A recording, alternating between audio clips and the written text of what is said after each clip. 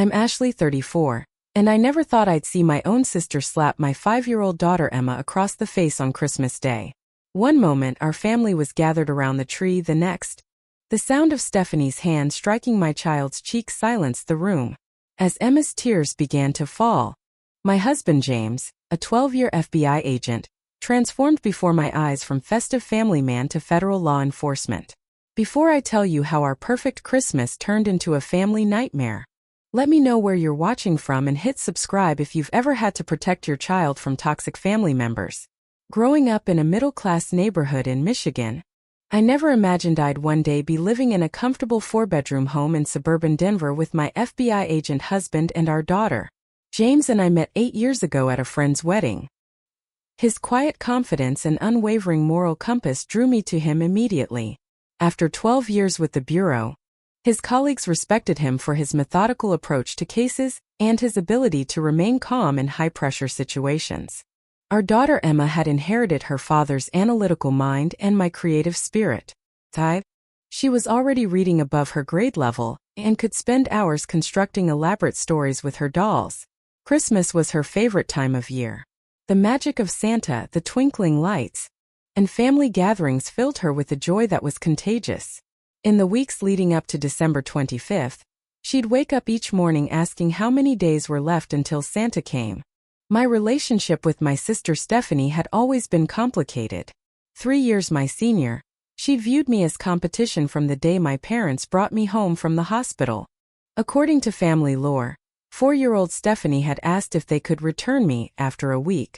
As we grew up, her jealousy manifested in different ways. She announced her engagement during my celebration dinner. When James proposed to me at a family gathering, Stephanie had a mysterious panic attack that required everyone's attention. I tried to mend fences over the years, believing that sisterhood should transcend petty rivalries. When Stephanie went through a bitter divorce 2 years ago, I was there with wine and sympathy despite our history. When she struggled financially afterward, I hired her to design my company's website.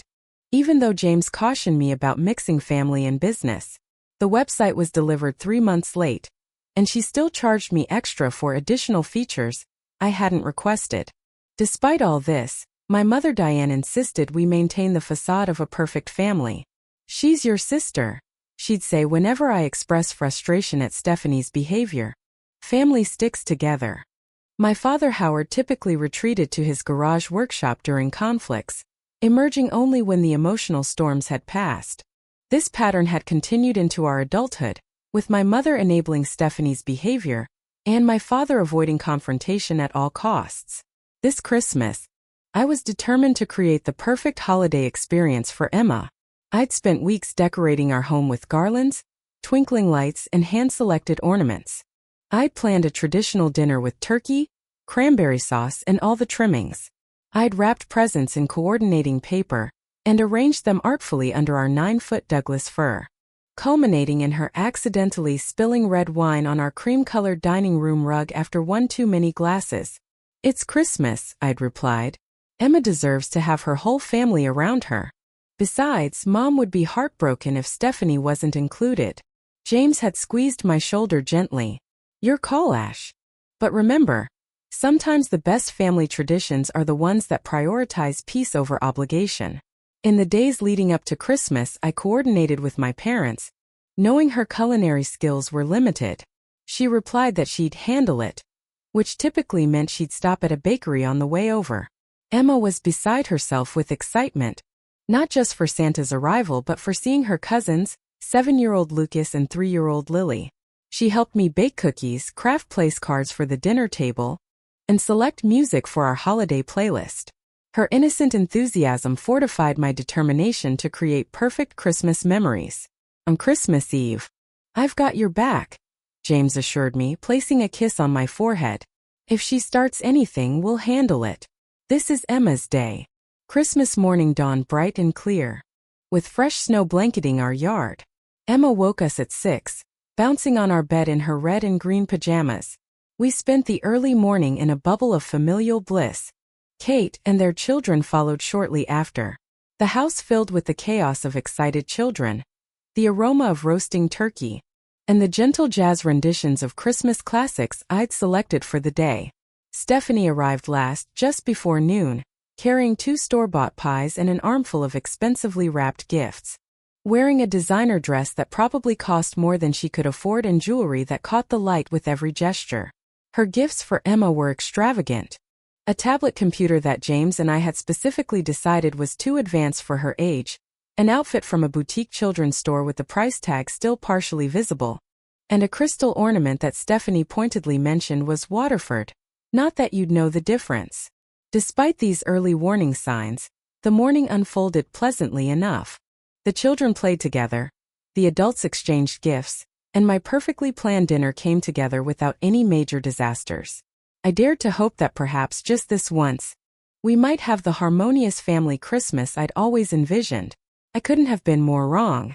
The morning of Christmas Day unfolded like a scene from a holiday movie. Her blonde curls bouncing as she jumped on our bed.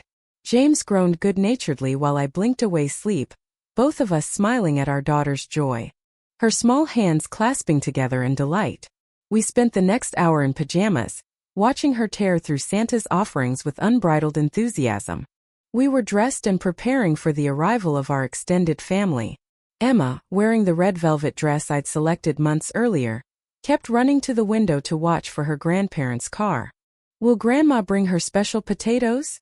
she asked, pressing her nose against the glass. "She always does," I assured her, adjusting a bow in her hair. My parents arrived first, their arms laden with gifts and food containers. My father, Howard, a retired high school principal with a perpetually calm demeanor, already rearranging Emma's carefully styled curls. "And is that a stain on her collar?" "Merry Christmas to you too, Mom," I replied, taking the sweet potato casserole from her hands and giving her a pointed look. My brother Tyler arrived next with his wife Kate and their children Lucas and Lily. The cousins immediately began a high-energy game of tag around the house while Kate handed me a bottle of wine with a knowing look. "You might need this," she whispered. "Is she here yet?" My brother had always been my ally in navigating Stephanie's dramatics, having experienced his own share of her competitive behavior. Stephanie arrived 20 minutes late, honking her car horn in the driveway instead of simply coming to the door. James raised an eyebrow at me from across the room as I went to greet her. She stepped out of her BMW wearing a red designer dress that was more appropriate for a cocktail party than a family Christmas, her heels sinking slightly into the snow. Her arms were loaded with glossy shopping bags and bakery boxes. "Traffic was a nightmare," she announced by way of greeting. "And some idiot almost hit me in the parking lot at Whole Foods. Can you believe they were even open today? Help me with these, will you?" I took several bags from her arms, noting the expensive store logos. "Merry Christmas to you too, Stephanie." Inside, she made a show of greeting everyone, complimenting my mother's outfit, kissing my father's cheek, and presenting the children with envelopes containing crisp $20 bills, except for Emma, who received 50. The disparate treatment didn't go unnoticed by Lucas, who frowned at his cousin's good fortune. "Your home looks festive," Stephanie remarked, glancing around our living room. "Very traditional. I went with a minimalist Scandinavian theme this year. All white and silver, no tacky colors." I bit my tongue, reminding myself that Emma was watching. "Thanks for bringing dessert. I'll put these in the kitchen." As I arranged the store-bought pies on the counter, leaning against the counter and watching me work. "How's business? Still doing that little online thing?" My little online thing was a successful e-commerce platform that had tripled its revenue in the past year. "It's going well. We just hired 2 new developers." She nodded absently. "I'm consulting for DreamTech now. The CEO says I have transformative vision. They're flying me to San Francisco next month." Before I could respond, Emma came bounding into the kitchen. "Aunt Stephanie, do you want to see what Santa brought me?" Stephanie's smile tightened slightly. "Sure, sweetie. Just let me finish talking to your mom first." But Emma was already tugging at her hand, pulling her toward the living room where her new toys were displayed. I followed, noticing how Stephanie's wineglass was already half empty. The next few hours passed in a blur of gift exchanges, holiday music, and food preparation. My mother stationed herself in the kitchen. I'd spent weeks selecting thoughtful gifts for everyone. a rare first edition from my father's collection, a cashmere sweater for my mother, craft beer from a local brewery for Tyler, and a spa certificate for Kate. When Stephanie opened her gift, a handcrafted leather portfolio I'd commissioned from an artisan in Italy, she merely nodded. This will be useful for client meetings, I suppose. In contrast, the gifts she presented made mine look thoughtful but modest. She'd clearly spent lavishly. Premium scotch for my father, designer sunglasses for my mother. The silver bracelet inside was beautiful but also felt like a challenge. Another round in our unspoken competition. Her gift to Emma was the most extravagant. Very expensive. You need to be extra careful with it. Emma, sensing the importance of the moment, held the ornament reverently. Can I put it on the tree, Mommy? Of course, sweetheart, I said. We'll find a special spot. James helped Emma place the ornament on a sturdy branch at her height, where the lights made the crystal sparkle. She stood back, admiring it with a solemn expression that made the adults chuckle. Dinner was served at 4, the dining table resplendent with my grandmother's china, polished silver and crystal glasses. The turkey was perfectly browned, the sides abundant, and the conversation initially pleasant as we passed dishes around the table. It was during the meal that I first noticed Stephanie's critical comments becoming more frequent and less filtered. She questioned my decision to use fresh cranberries instead of canned sauce. Children need structure, Stephanie declared on her third glass of wine. If you let them get away with things at this age, they'll walk all over you when they're teenagers. My mother nodded in agreement. Stephanie always ate her vegetables. Remember, Ashley, how you used to hide your peas in your napkin? I felt James's hand on my knee under the table. A silent show of support. Emma, he said cheerfully, should we tell everyone about the Christmas play at your school? Who watched with narrowed eyes as my daughter once again became the center of attention. After dinner, while the adults lingered over coffee and dessert, the children returned to the living room to play with their new toys. Emma was demonstrating a dance routine she'd learned in ballet class, twirling gracefully around the room to Jingle Bell Rock. Lucas and Lily watched from the couch, occasionally joining in with less coordinated movements. She's getting quite good, Kate remarked, watching the children from the dining room doorway. Not every child needs to be exceptional, Ashley. Before I could respond, we heard a crash from the living room, followed by Emma's alarmed cry. I'm sorry. I didn't mean to. We rushed in to find Stephanie's designer purse toppled from the side table, its contents spilled across the floor. Emma stood frozen in place, her dance evidently having knocked over the bag. Stephanie pushed past me, her face flushing. My bag. Do you have any idea how much this cost? I moved quickly to my daughter's side. It was an accident, Stephanie. Emma, help Aunt Stephanie pick up her things. Emma, her lower lip trembling, knelt to gather lipsticks and keys. I'm really sorry, Aunt Stephanie. I was dancing and didn't see it. This is Italian leather, Stephanie snapped, snatching her wallet from Emma's small hands. You can't just replace it if it's damaged. I'm sure it's fine, James said firmly, examining the bag. Children should be taught to be careful around other people's belongings. The incident created a palpable tension in the room. Emma, shaken by her aunt's reaction, retreated to the Christmas tree. I saw it before it happened. Her small fingers losing their grip on the delicate crystal, her eyes widening in horror as the ornament slipped from her grasp. The sound of shattering crystal seemed unnaturally loud in the suddenly silent room. Tiny fragments scattered across the hardwood floor, glittering in the Christmas lights like fallen stars. For one frozen moment, no one moved. Then everything happened at once. The sound of crystal shattering against hardwood seemed to hang in the air. A discordant note cutting through the Christmas music still playing softly in the background. Emma stood frozen by the tree, her small hands still outstretched where they had failed to catch the falling ornament. Her face, previously flushed with holiday excitement, drained of color as she stared at the glittering fragments scattered at her feet. I'm sorry, she whispered, her voice barely audible. It slipped. What happened next occurred so quickly that later, when giving our statements to the police, James and I had slightly different recollections of the sequence. But we both remembered the essential moment with perfect clarity. Stephanie, who had been seated on the couch nursing her fourth glass of wine, was on her feet in an instant. Her face contorted with rage as she crossed the room in 3 quick strides. "You careless little brat," she hissed, looming over Emma. "I told you it was expensive." Emma backed against the tree, causing several ornaments to sway precariously. "I didn't mean to." The slap came without warning. Stephanie's right hand connected with Emma's left cheek with enough force to snap my daughter's head to the side. The sound skin against skin was sharp and unmistakable. For a heartbeat, the room was utterly silent. Even the Christmas music seemed to have paused in shock. Then Emma's wail broke the stillness, a sound of pain and confusion that tore through my heart like physical anguish. I was moving before I fully registered what had happened, lunging across the room toward my daughter. But James was faster. He had been standing near the kitchen doorway and reached Emma first, sweeping her into his arms and away from Stephanie in one fluid motion. He passed our sobbing child to me, then turned to face my sister with an expression I'd never seen before on my husband's face. Gone was the relaxed family man who had been patiently assembling toy racetracks all morning.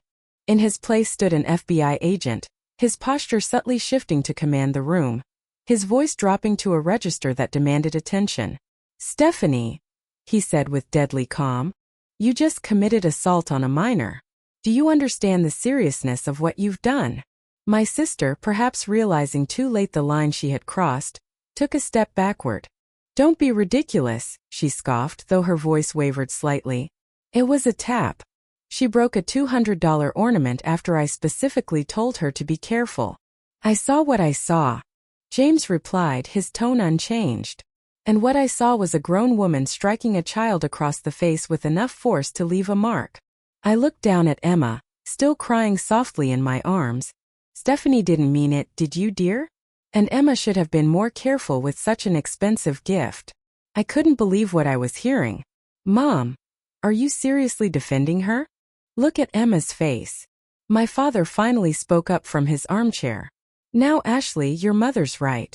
There's no need to blow this out of proportion. It's Christmas, for God's sake."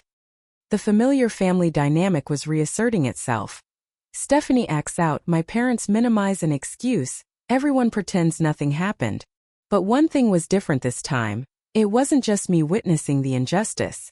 And it wasn't just any transgression to overlook. "She hit my child," I said, my voice shaking with rage. "Your granddaughter. Look at her face, Dad. Look at it."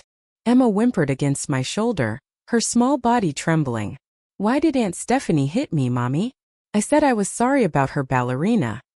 The simple, heartbreaking question cut through the tension in the room. Tyler, who had been standing protectively in front of his own children, spoke up. "Because Aunt Stephanie did a very, very wrong thing, Emma. And she's going to be in big trouble for it." Stephanie rolled her eyes, reaching for her wine glass on the side table. "Oh please. Everyone's being so dramatic." It was a little slap. My mother slapped me plenty of times and I turned out fine. "That's debatable," Tyler muttered. James moved to stand between Stephanie and the rest of us, his posture subtly establishing a protective barrier. "Stephanie, I need you to sit down and stay there. I'm calling the police." A collective gasp went through the room. My mother clutched her chest dramatically. "Police? James, don't be absurd. We're family. We handle these things privately." "Not this time," James said firmly, already taking out his phone. "What just occurred was assault on a minor, which is a criminal offense in the state of Colorado. As a federal agent, I cannot and will not ignore it, family or not." Stephanie's face, flushed from wine and anger, suddenly paled. "You cannot be serious. It was a slap, not a beating. Tell him, Ashley. Tell your attack dog to stand down."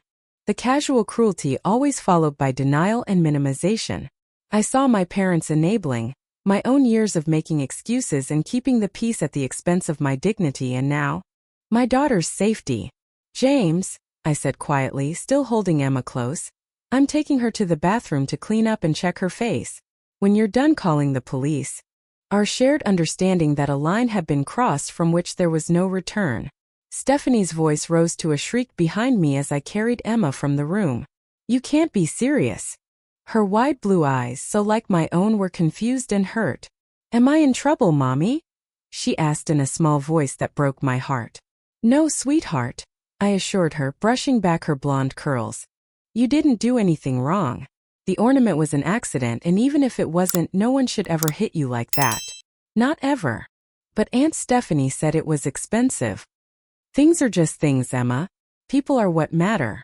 And how we treat people, especially children, matters most of all. He asked, his voice warm and reassuring, so different from the authoritative tone he'd used downstairs. Emma nodded, turning her face toward him trustingly. James carefully examined her cheek, his expression neutral to avoid alarming her, but I could see the muscle in his jaw tightening. This might be a little cold, he warned, gently placing the wrapped ice pack against the mark.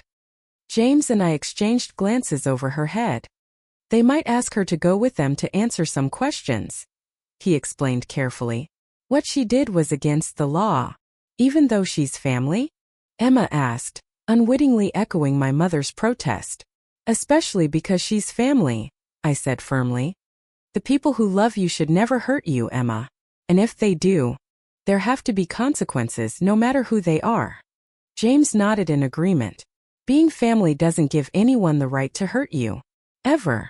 As we sat there, the three of us huddled in the bathroom while chaos undoubtedly continued downstairs, I felt a strange sense of clarity cutting through the shock and anger.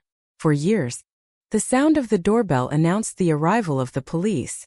James took the ice pack from Emma and helped her down from the counter. Ready to go downstairs? He asked her gently. She nodded, slipping her small hand into his. Daddy? Will Christmas be ruined now? It was a child's question, but it pierced me with its innocent perception of what truly mattered today. I knelt to her level, looking directly into her eyes. Some parts of today haven't gone as planned, I acknowledged. But the important part of Christmas isn't the presents or the dinner or even having everyone together. Can I have hot chocolate with extra marshmallows after the police leave? Despite everything, I found myself smiling. Absolutely. With whipped cream too if you want. As we descended the stairs, I could hear raised voices from the living room, my mother's high-pitched protests, Stephanie's increasingly defensive tone, and the calm official responses of what must be the police officers. James squeezed my hand reassuringly as we reached the bottom step. You okay? He murmured. I thought about the family Christmas now irreparably altered, the relationships that would never be the same, and the difficult conversations and decisions that lay ahead. Then I looked at my daughter, brave and resilient despite the red mark still visible on her cheek, and my husband, solid and principled beside me. I'm okay, I said and meant it. Let's go. We stepped into the living room together, a united front ready to face whatever came next. The living room had transformed from a scene of Christmas celebration to something resembling the aftermath of a natural disaster. Presents lay forgotten under the tree. The remains of the crystal ornament still glittered on the floor, and the family had divided into clear factions. My mother and father stood near Stephanie, who was seated on the couch with an expression that vacillated between defiance and dawning realization. Tyler and Kate had moved their children to the far corner of the room, speaking to them in hushed tones. Two uniformed police officers stood in the center of the room, a female officer with short dark hair and a taller male officer with a neatly trimmed beard. Both wore expressions of professional neutrality despite the obvious tension in the air. James approached them directly, shifting effortlessly into his professional demeanor. Officers, thank you for coming. I'm James Wilson, FBI Denver Field Office. He produced his credentials smoothly. This is my wife Ashley and our daughter Emma, who is 5 years old. The female officer, whose nameplate read Ramirez, knelt to Emma's level. Hi there, Emma. I'm Officer Sophia. That's a very pretty dress you're wearing. Emma, partially hidden behind my legs, offered a tentative smile. It's my Christmas dress. I have matching shoes too. I see that. Very fancy. Officer Ramirez smiled, then gently added, I understand something happened today that wasn't very nice. Would you mind if I take a look at your cheek? Emma glanced up at me for reassurance before stepping forward and turning her face toward the officer. The mark had faded somewhat thanks to the ice pack, but the outline of a hand was still visible. Officer Ramirez's expression remained professional, but I noticed a slight tightening around her eyes. Did that hurt when it happened? She asked Emma. Emma nodded solemnly. It was loud too, like when Dad claps at my soccer games but on my face. The male officer, whose nameplate read Thompson, had been quietly taking notes, stepping forward with her hands clasped tightly at her chest. Officer, this is a family misunderstanding being blown completely out of proportion. It's Christmas Day. Officer Thompson turned to her calmly. Ma'am, I understand this is a difficult situation, but we need to follow procedure when there's an allegation of assault on a minor. Could I have your name? Stephanie would never deliberately hurt Emma. It was a momentary lapse in judgment. A momentary lapse in judgment that left a handprint on a 5-year-old's face, James pointed out quietly. My father stood up from his armchair, his expression a mixture of discomfort and annoyance.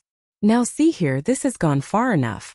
We're talking about a family member who lost her temper for a split second. Surely we can handle this ourselves without involving law enforcement and creating a scene. Mr. Patterson. Officer Thompson replied evenly. The law doesn't make exceptions for family members when it comes to assaulting children. In fact, most child abuse occurs within families. Abuse. Stephanie finally spoke up, her voice sharp with indignation. That's ridiculous. I am not an abuser. The brat broke my expensive gift after I specifically told her to be careful. A charged silence followed this outburst. Emma pressed closer to my side, and I felt a surge of protective anger. Officer Ramirez, I said, struggling to keep my voice steady. I'd like to take my daughter to another room while you continue. She's been through enough today. The officer nodded. Of course. Officer Thompson can take your statement shortly. In the meantime, we'd like to photograph Emma's injury for documentation, if that's all right with you. I agreed. And Officer Ramirez carefully took several photos of Emma's cheek from different angles using a department-issued camera. Throughout the process, Emma remained brave. James suggested taking Emma to the kitchen for the promised hot chocolate. As they left, I heard him murmuring reassurances to our daughter, his voice gentle but firm. In the living room, the situation was deteriorating rapidly. Stephanie had moved from indignation to a kind of panicked awareness of potential consequences. This is insane, she insisted, pacing now. It was a slap, not a beating. Are you really going to let your husband press charges against your own sister, Ashley? Over something so minor? Before I could respond, Tyler stepped forward. Stephanie, you hit a 5-year-old child hard enough to leave a mark. How can you possibly think that's minor? Stay out of this, Tyler, Stephanie snapped. This is between me and Ashley. Actually, my mother wrung her hands anxiously. Officers, please. This is just tearing our family apart on Christmas Day. Can't we resolve this without formal charges? Ashley. Tyler's quiet support. The weight of family expectation pressed down on me. The lifetime of training to keep the peace, to protect the family image, to excuse Stephanie's behavior for the sake of harmony. Then I thought of Emma in the kitchen, her cheek still bearing the imprint of my sister's hand, trying to understand why someone who was supposed to love her had hurt her deliberately. I thought of the message it would send if I dismissed the incident as a family matter, to be swept under the rug. I thought of the next family gathering and the next, where Stephanie would know there were no real consequences for her actions. I want to press charges, I said firmly, meeting Stephanie's incredulous stare. And she's my daughter, I replied simply. I will always choose her safety and well-being over anyone's comfort, including yours and Mom and Dad's. My mother began to cry softly, dabbing at her eyes with a crumpled tissue. I can't believe this is happening. What will people think? I don't care what people think, I said, surprising myself with how much I meant it. I care about doing what's right. Officer Thompson, who had been taking notes throughout this exchange, turned to Stephanie. Miss Patterson, based on the evidence and witness statements, I'm going to need you to come down to the station to answer some questions. Am I being arrested? Stephanie demanded, her voice rising. At this time, we're requesting you come voluntarily to provide a statement, Officer Thompson explained. Depending on the district attorney's assessment, charges may be filed later. This is ridiculous. My daughter does not need to go to the police station on Christmas Day for a family disagreement. Officer Ramirez, who had returned to the room, addressed him calmly. Mr. Patterson, if you're an attorney, then you understand that assault on a minor is a serious offense regardless of family connection. Your daughter has the right to legal representation, of course. I'll represent her, my father declared. Dad, you're a corporate tax attorney, Tyler pointed out. Not a criminal defense lawyer. As the discussion continued, Emma swinging her legs as she sipped hot chocolate topped with an impressive mountain of mini marshmallows and whipped cream. A chocolate mustache adorned her upper lip, and for a moment, she looked like any other child enjoying a Christmas treat. How's it going in there? James asked quietly. They want Stephanie to go to the station to give a statement, I replied, keeping my voice low. Dad's making a scene about it, of course. James nodded thoughtfully. The DA will likely want to interview Emma at some point, but they have good protocols for children. Child advocacy centers, specially trained interviewers. The reality of what lay ahead began to sink in. Police reports, possible court appearances, the inevitable family fallout. What kind of FBI agent would I be if I ignored a crime because it was inconvenient? What kind of parents would we be if we taught Emma that some people get to hurt her without consequences? Emma looked up from her hot chocolate. Is Aunt Stephanie going to jail? I exchanged a glance with James before sitting beside her.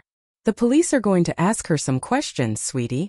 She might have to take some special classes to learn why hitting is wrong, and she might not be able to visit us for a while.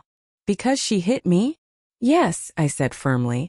Because what she did was wrong, and when people do wrong things there are consequences. Emma considered this, her small brow furrowed in thought.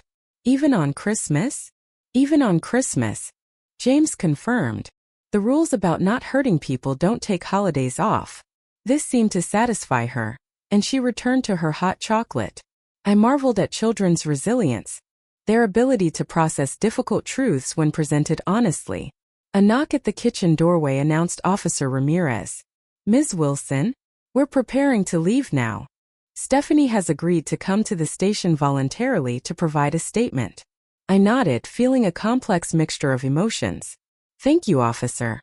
And we'll be in touch about setting up an interview for Emma with a child specialist. Of course, James replied. We'll cooperate fully. As we walked back to the living room, her movements stiff and her expression cold, she looked at me with naked hatred. I hope you're happy, Ashley. You've ruined Christmas and torn this family apart. All because you can't control your spoiled brat. That's enough, Officer Thompson said firmly. Let's go, Ms. Patterson. As they escorted Stephanie out, my mother collapsed onto the couch in dramatic despair. How could you do this, Ashley? To your own sister. On Christmas Day. How could she hit Emma? I countered. That's the real question, Mom. My father shook his head, already reaching for his coat. We're going to the station. This has gone far enough. Fine, I said, suddenly exhausted. Do what you need to do.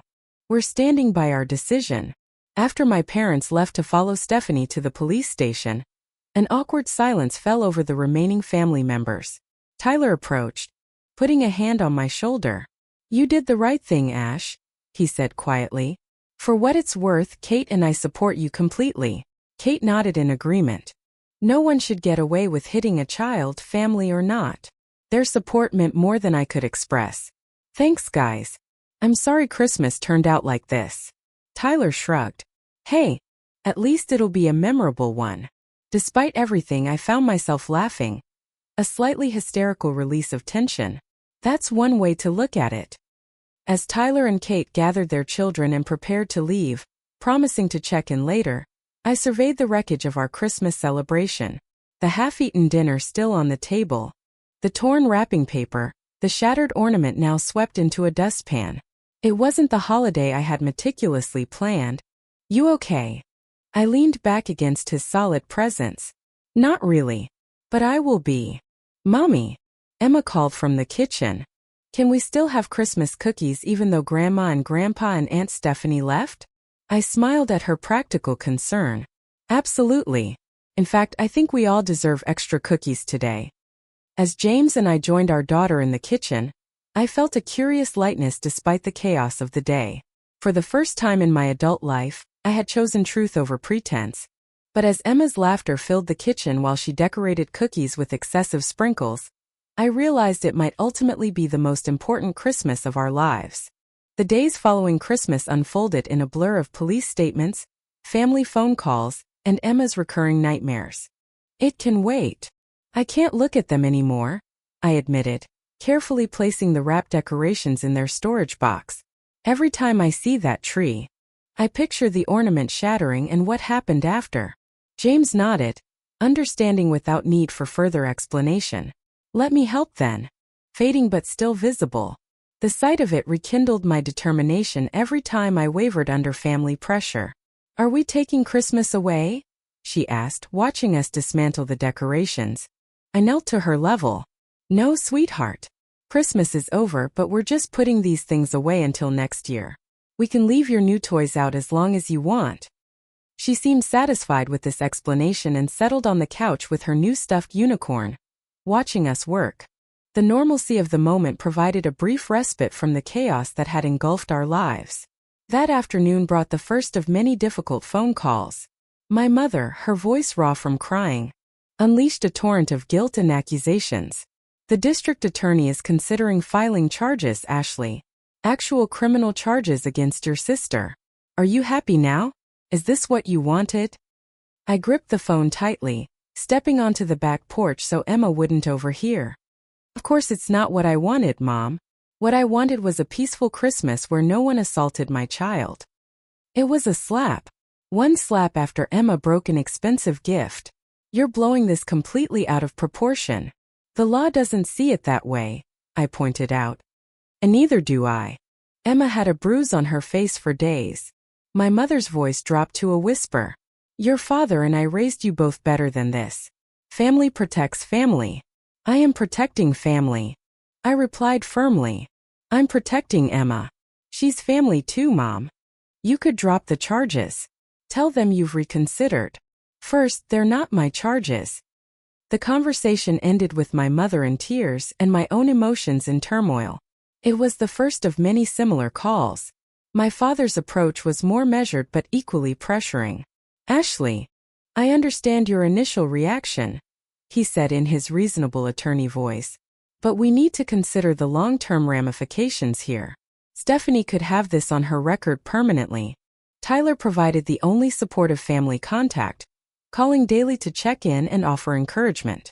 Mom tried the same guilt trip on me, he confided. Wanted me to talk some sense into you. I told her you already had plenty of sense, more than the rest of the family apparently. Meanwhile, James navigated the legal aspects with professional efficiency. As an FBI agent, he had connections within local law enforcement and a thorough understanding of the system.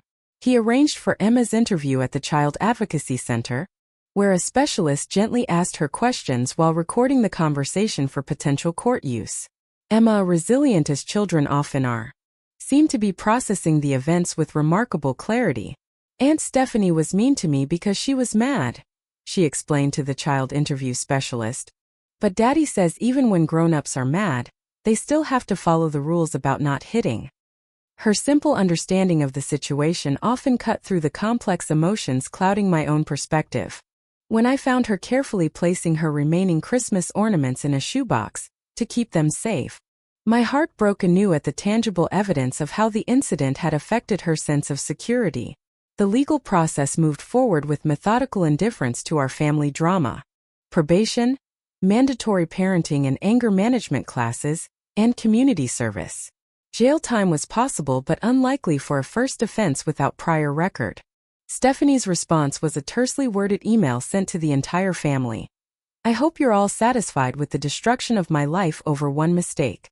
I've been suspended from work pending the outcome of these ridiculous charges. Merry Christmas to me. The lack of remorse was striking but not surprising. His voice grave. I wanted you to know. This isn't the first time. My blood ran cold. What do you mean? Stephanie has a temper. I saw it with my nieces and nephews at family gatherings. Nothing this serious, but enough that my sister stopped bringing her kids around us. It was one of the reasons I couldn't see a future with her. I didn't want to have children with someone who, because your parents are making you out to be the villain in the family group chat, and it's not right. You did what I should have done years ago, called her out. Maybe if someone had held her accountable sooner, it wouldn't have escalated to this. The conversation left me shaken but more certain than ever that we'd made the right decision. That evening, escalating behavior that's been normalized and excused by the family system. I keep thinking about all the times I made excuses for her too. I admitted. That's just how Stephanie is justifications. What if I'd called her out sooner? Maybe this wouldn't have happened. James took my hand. You can't take responsibility for her actions. Sometimes things have to fall apart before they can be rebuilt better, he said when my tears subsided. This isn't the end of the story, Ash. It's a painful chapter, but not the conclusion. January brought new challenges as news of the incident spread through our extended family and social circles. My cousin Rachel called to express support, revealing that Stephanie had once made her 3-year-old son cry by aggressively snatching a toy from his hands at a family reunion. I told myself I was overreacting, she confessed. Now I wonder if I should have said something. Meanwhile, Stephanie had hired an expensive attorney and was fighting the charges, maintaining that the incident had been exaggerated and that Emma had been chronically undisciplined. The character assassination of my 5-year-old daughter pushed me from sadness into cold fury. She's not even sorry. I told my therapist during an emergency session I'd scheduled to help process everything. She's blaming Emma for what happened. Dr. Larson, who had been seeing me on and off for years, nodded thoughtfully. Your sister's response is unfortunately common in these situations. Accepting responsibility would require confronting difficult truths about herself. It's easier to externalize blame. My parents are enabling it, I continued, the frustration bubbling over. They keep saying we should work this out as a family and not air our dirty laundry in public. As if protecting Emma is somehow disloyal. Family systems often resist change, Larson explained. When one member, you in this case, disrupts the established dynamic by setting boundaries and demanding accountability, others typically push back to restore the familiar pattern, even if that pattern is unhealthy. So what do? Just accept that my parents will always take Stephanie's side. You continue doing exactly what you're doing, she said firmly. Protecting your daughter, maintaining your boundaries, and processing your own grief over the family you wished you had versus the family that actually exists. The rest is up to them. In February, attend mandatory parenting and anger management classes, and comply with the no-contact order regarding Emma. In exchange, the charge would be eligible for expungement after 2 years of good behavior. The plea hearing was scheduled for Valentine's Day, an ironic date for such an unloving family confrontation. My parents attended, sitting stoically behind Stephanie while James and I sat on the other side of the courtroom. Emma remained at school, protected from the proceedings. Watching my sister stand before the judge, her designer outfit unable to mask the tension in her posture, I felt an unexpected wave of compassion. Somewhere beneath the jealousy, competitiveness, and anger was the sister I'd once shared secrets and dreams with as a child. What had happened to that girl? When had our relationship become so toxic? After the hearing in the courthouse hallway, how is she? The simple question, the first time either of my parents had directly asked about Emma's well-being since the incident, cracked something in my chest. She's doing better. The nightmares are less frequent. She's seeing a play therapist who's helping her process everything. My mother nodded, blinking rapidly. Good. That's it. It wasn't an apology or an acknowledgement of her role in enabling Stephanie's behavior, but it was a tiny opening, a hairline fracture in the wall of denial. As she turned to rejoin my father, I called after her. Mom, when you're ready to see Emma again, you'll need to respect our boundaries. No minimizing what happened. No pressuring her to forgive and forget. No, Stephanie.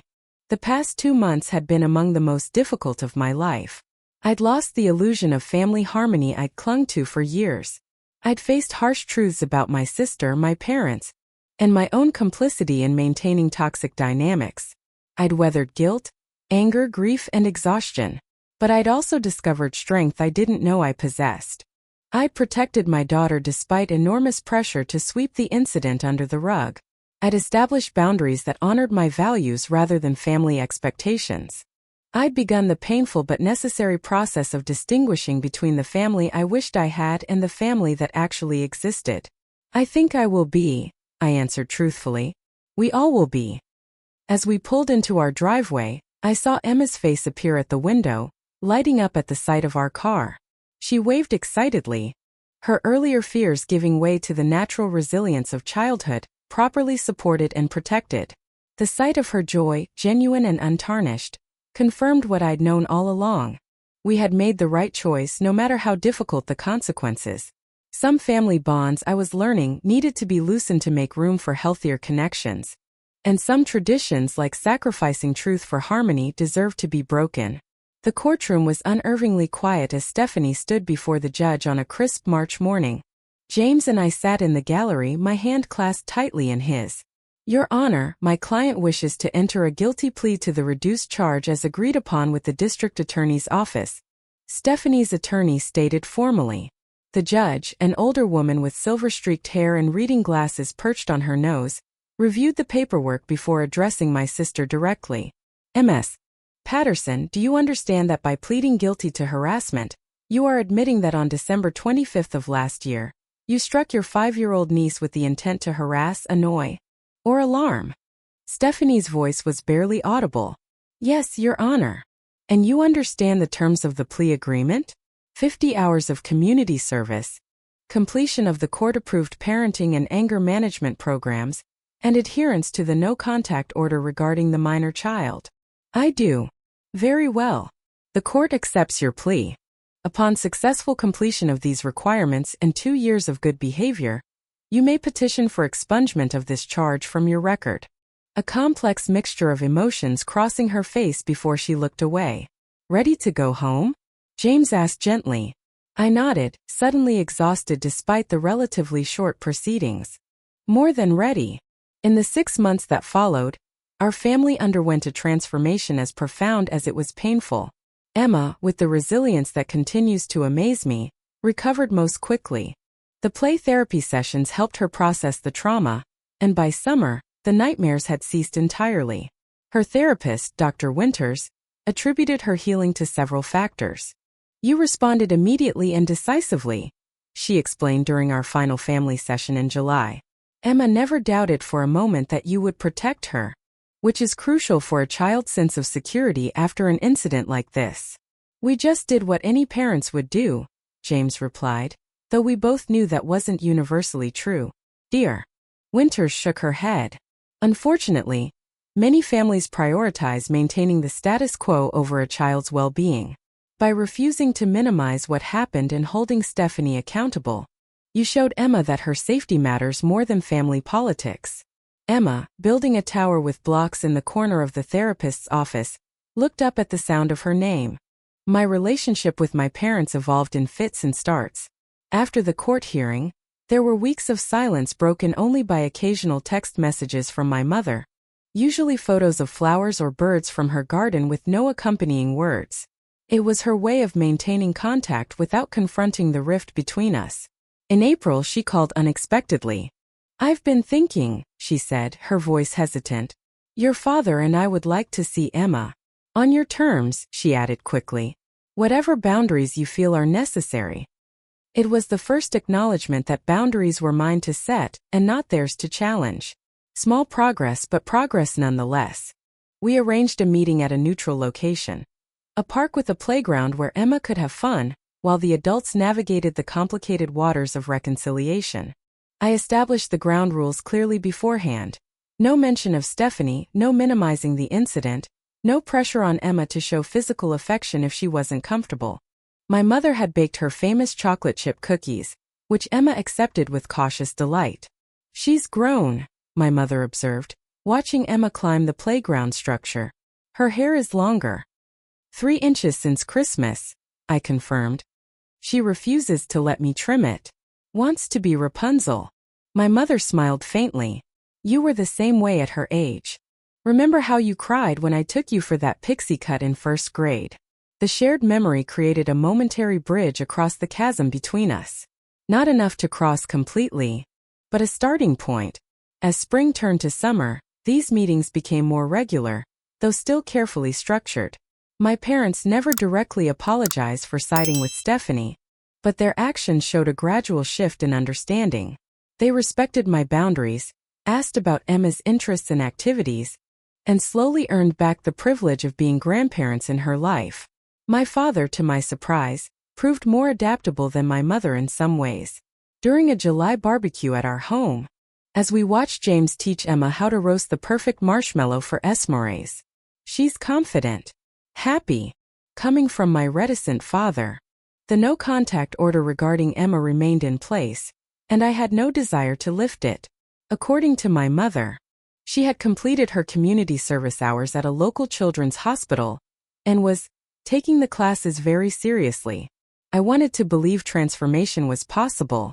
I sat with it unopened on our back deck for nearly an hour, steeling myself for the contents. When I finally read it, I was surprised to find what appeared to be genuine reflection rather than the defensive justifications I'd expected. I never connected my behavior to our childhood before. How Mom and Dad always seemed to praise you more, how I felt invisible unless I was causing problems. That doesn't excuse what I did to Emma. The letter continued with specific acknowledgments of patterns throughout our relationship, and a paragraph addressed directly to Emma that I could share, if and when I felt it appropriate. It concluded not with a request for forgiveness or reunion but with a simple statement. I don't expect this to fix anything between us. Some damage can't be undone. I shared the letter with James that evening after Emma was asleep. What do you think? I asked, watching his face as he read. It seems sincere, he said finally. The specific examples, if it can be rebuilt at all, would take years of consistent change. I nodded, having reached the same conclusion. I'm not ready to have her in our lives again. Maybe someday, with strict boundaries and supervision where Emma is concerned. But not now. That's a fair position, James assured me, and it can evolve as circumstances change, or don't change.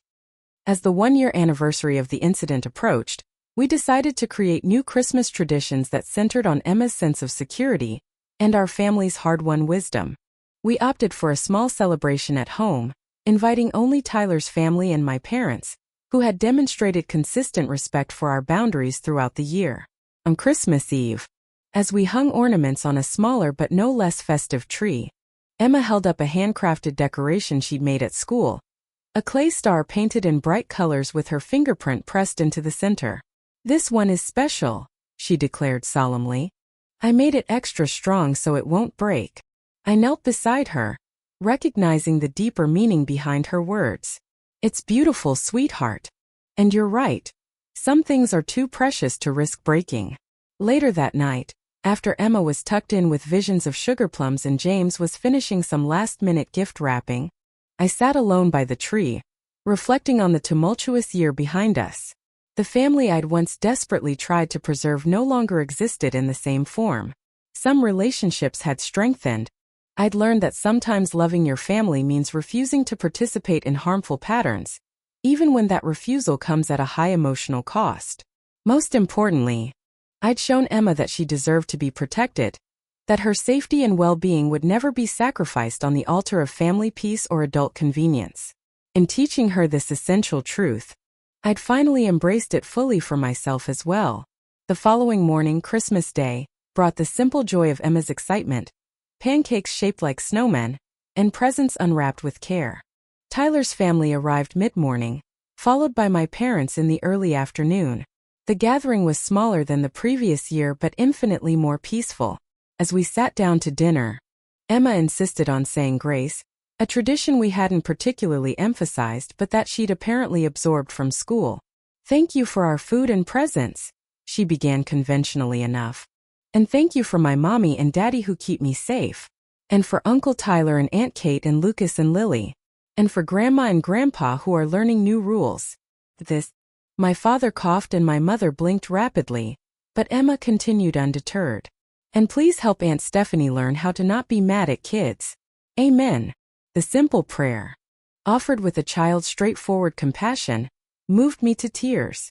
Despite everything, Emma had found her way to a kind of forgiveness that contained neither denial nor ongoing vulnerability, a wisdom many adults never achieve. This was family too, imperfect, evolving, but real in a way our previous performances of harmony had never been.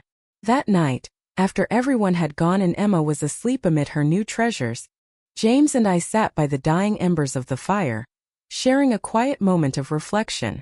1 year, I murmured, leaning against his shoulder. It feels like a lifetime ago. In some ways it was. He replied, we're different people now. Better ones, I hope. He kissed the top of my head. Braver ones, certainly. It takes courage to disrupt familiar patterns, even when they're harmful. I thought about all we'd been through. The police reports, the court hearings, the family confrontations, the therapy sessions, the painful growth. I wouldn't wish the past year on anyone, but I wouldn't undo it either. Not when I see how Emma has healed, how she understands that she deserves protection. That's the real gift in all of this, James agreed. Breaking the cycle for the next generation. As we sat in comfortable silence, I reflected on the most profound lesson of our ordeal. That real love, the kind worth fighting for, never demands that we make ourselves or our children small to accommodate others' dysfunction. True family bonds are strengthened by accountability, not weakened by it.